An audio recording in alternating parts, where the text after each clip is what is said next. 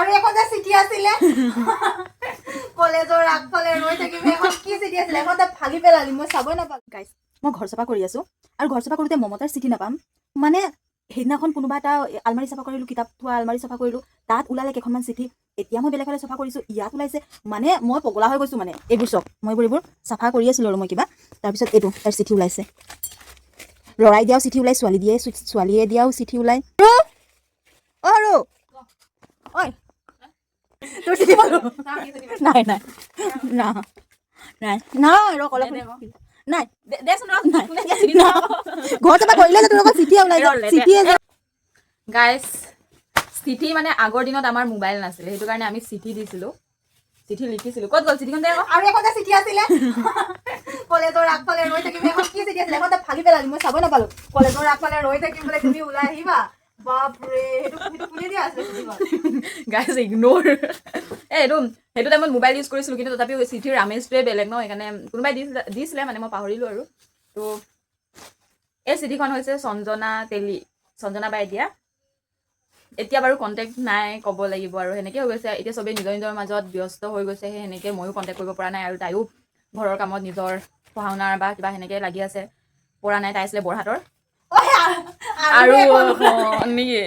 আৰু এখন ওলালে অ ভাই সাহাব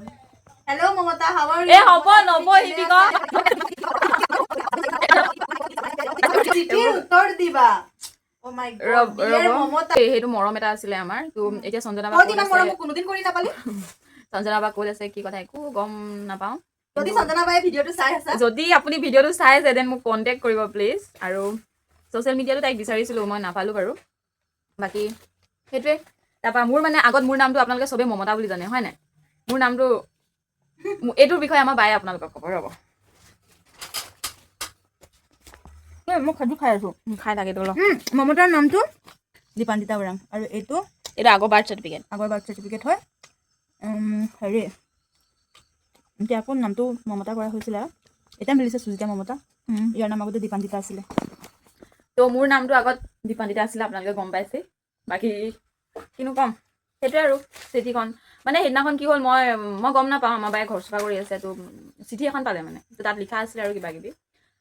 যদি আপোনালোকৰো কেতিয়াবা এনেকুৱা হৈছে যে ঘৰৰ মানুহ মা হওক দেউতা হওক বা হওক দাদা হওক কোনোবাই যদি আপোনালোকে লুকাই থোৱা চিঠি পাইছে তেন্তে মোক জনাব কিয়নো অকল মোৰ কথা জানিলে আপোনালোকে নহ'ব হয় নাই আপোনালোকৰ কথাও কমেণ্টত জনাব ময়ো চাম কাৰ কেনেকুৱা কি অভিজ্ঞতা আছে বাকী কমেণ্টত